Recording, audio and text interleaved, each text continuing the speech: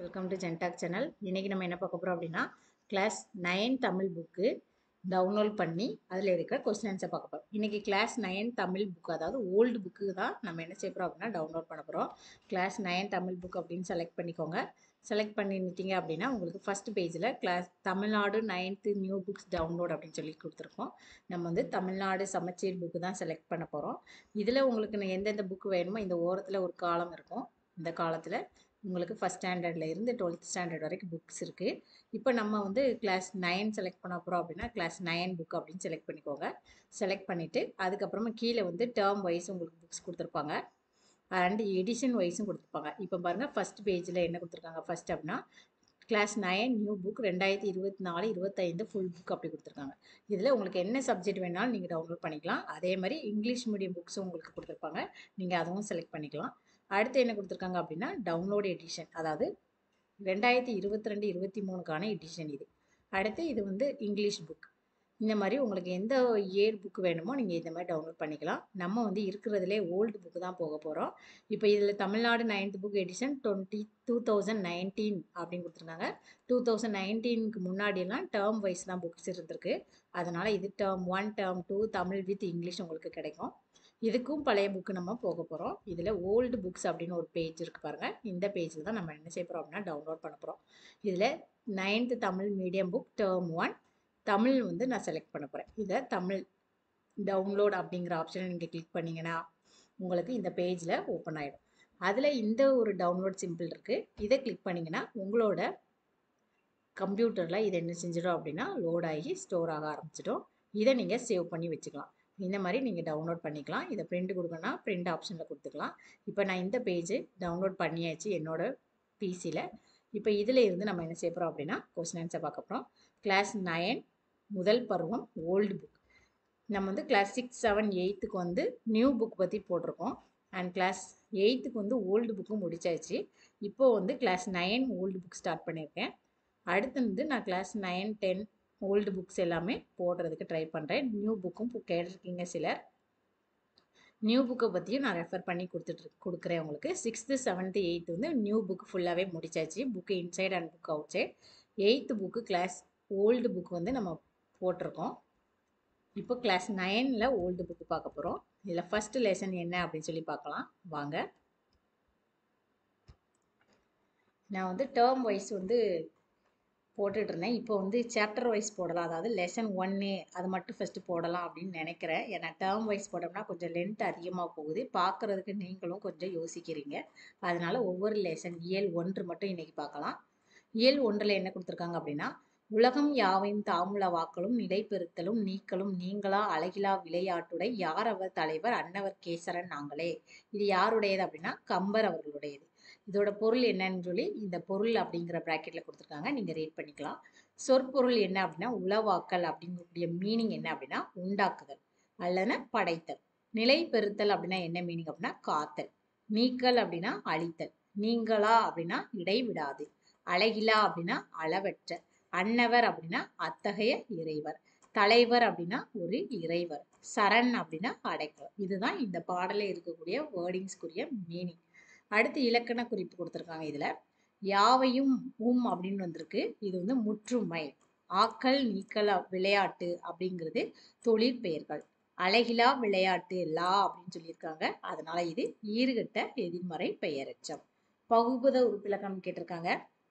உடையார் அப்படின்னா உடை பிளஸ் இ plus R. உடையார் பிரித்து எழுதுக அப்படின்னு கேட்டால் உடை பிளஸ் இ பிளஸ் ஆர். உடைனா என்ன மீனிங் பகுதி. ஈனா என்ன அப்படின்னா சந்தி. ஆர் அப்படின்னா பலர்பால் வினைமுற்று விகுதி. இதில் ஆசிரியர் குறிப்பு என்ன கொடுத்துருக்காங்க அப்படின்னா கம்பர் பற்றி கொடுத்துருக்காங்க. கம்பர் வந்து எந்த ஊரில் பிறந்தார் அப்படின்னா தேரெழுந்தூரில் பிறந்தார். கிளாஸ் ஃபஸ்ட் ஸ்டாண்டர்ட்ல இருந்தே நமக்கு இந்த கம்பர் பற்றி கொடுத்துருப்பாங்க. இப்போ தான் ஃபஸ்ட் ஸ்டாண்டர்டுக்கே வந்துருச்சு. கம்பர் எந்த ஊரில் பிறந்தார் அப்படின்னா தேரெழுந்தூரில் பிறந்தார். இந்த தேரெழுந்தூர் எங்கே இருக்குது அப்படின்னா நாகப்பட்டினம் மாவட்டம் மயிலாடுதுறைக்கு அருகில் தான் எது இருக்குது அப்படின்னா கம்பருடைய ஊர் தேரெழுந்தூர் இருக்குது.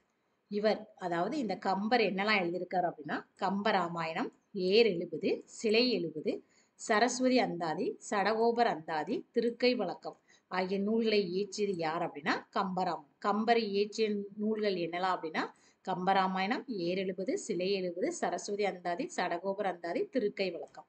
இது எல்லாமே கம்பருடைய நூல்கள். கம்பர் வந்து குலோத்துங்க சோழனின் அவை புலவராக விளங்கினார். குலோத்துங்க சோழனின் அவை புலவராக விளங்கியவர் யார் அப்படின்னா கம்பர். கம்பர் யாருடைய அவை புலவராக விளங்கினார் அப்படின்னா குலோத்துங்க சோழன். திருவெண்ணைநல்லூர் சடையப்ப வள்ளலால் ஆதரிக்க பெற்றார். கம்பர் யாரால ஆதரிக்க பெற்றார் அப்படின்னா திருவெண்ணைநல்லூர் சடையப்ப வள்ளலால் ஆதரிக்க பெற்றார். திருவெண்ணைநல்லூர் சடையப்ப வள்ளலால் ஆதரிக்க பெற்றவர் யார் அப்படின்னு கேட்டா கம்பர். கவி சக்கரவர்த்தி எனவும் கல்வியில் பெரியவர் கம்பர் எனவும் போற்றப்படுகிறார். கம்பர் வந்து எப்படிலாம் போற்றப்படுகிறார் அப்படின்னா கவி சக்கரவர்த்தி, கல்வியில் பெரியவர் கம்பர் என போற்றப்படுபவர் கம்பர். கம்பரின் காலம் என்ன அப்படின்னா கிபி 12ஆம் நூற்றாண்டு. கிபி 12ஆம் நூற்றாண்டு அப்படிங்கிறதான் கம்பருடைய காலம். அடுத்து இந்த பாடலுடைய நூல் குறிப்பு என்ன எழுதியிருக்காங்க பாருங்க. வடமொழியில் வான்மீகி முனிவர் எழுதிய ராமாயணத்தை தழுவி தமிழில் கம்பர் எழுதியதே ராமாயணம். கம்பராமாயணம். கம்பராமாயணம் வந்து கம்பர் எப்படி எழுதியிருக்காரு அப்படின்னா வடமொழியில வந்து வான்மீகி முனிவர் ஒருத்தர் வந்து என்ன செஞ்சிருக்காரு அப்படின்னா ராமாயணத்தை வந்து எழுதியிருக்கிறார். அதை தழுவி எழுதப்பட்ட நூல் தான் இந்த கம்பராமாயணம். இந்த ராமாயணத்தை எழுதினது யார் அப்படின்னா தமிழில் கம்பர் தான் என்ன செஞ்சிருக்காரு அப்படின்னா இந்த ராமாயணத்தை தழுவி தமிழில் கம்பர் ஒரு நூல் எழுதியிருக்கிறார். அந்த நூலுக்கு பெயர் தான் கம்பராமாயணம். அடுத்து கம்பர் இந்த நூலுக்கு என்ன பெயர் வச்சிருந்திருக்கார் ஃபர்ஸ்ட் அப்படின்னா ராமாவதாரம் அப்படின்னு பெயர் வச்சிருந்திருக்கிறார். அடுத்து இது எத்தனை காண்டங்களை உடையது? கம்பராமாயணம் மொத்தம் 6 காண்டங்களை உடையது. என்னெல்லாம் அப்படின்னா பாலகாண்டம், அயோத்தியா காண்டம், ஆரண்ய காண்டம், கிட்கிண்டா காண்டம், சுந்தர காண்டம், யுத்த காண்டம் என 6 காண்டங்களை உடையது எது அப்படின்னா இந்த கம்பராமாயணம்.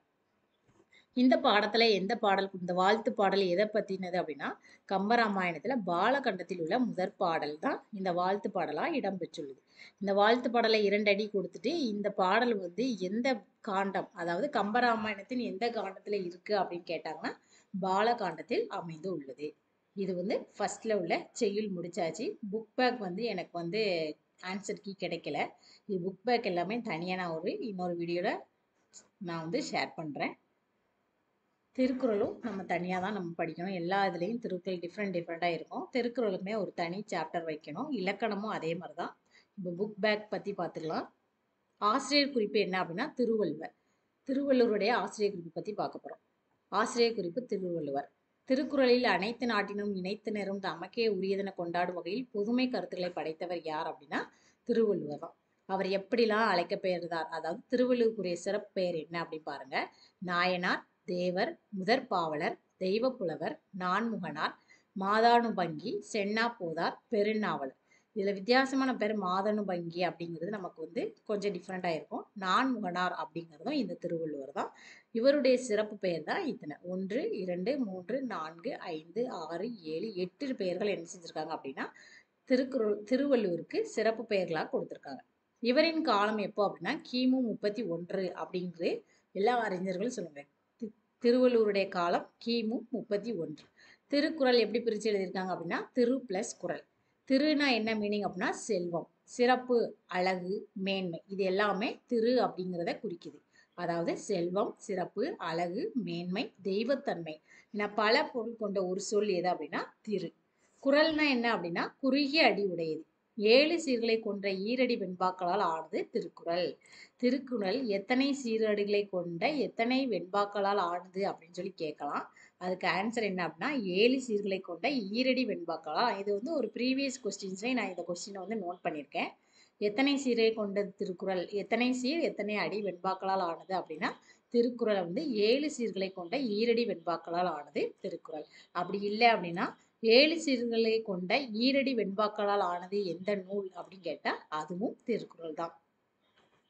திருக்குறள் வந்து அறத்துப்பால், பொருட்பால், இன்பத்துப்பால் என 3 பிரிவுகளாக பிரிக்கப்பட்டுள்ளது. அதுல 38 அதிகாரம் வந்து அறம். பொருள் சம்பந்தமா எத்தனை அப்படின்னா 70. இன்பம் சம்பந்தமா எத்தனை அப்படின்னா 25.